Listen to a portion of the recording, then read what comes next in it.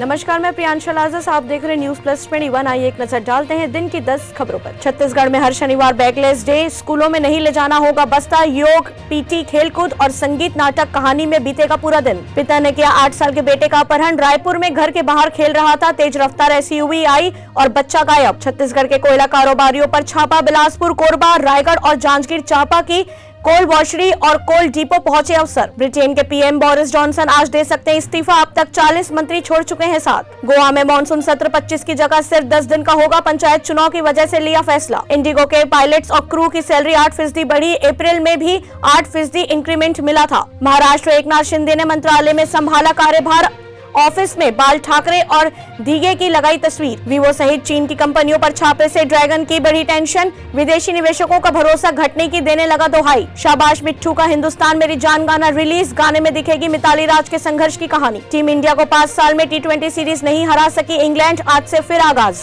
ऐसी जानकारियों के लिए देखते रहिए न्यूज प्लस 21, आपके हक की बात।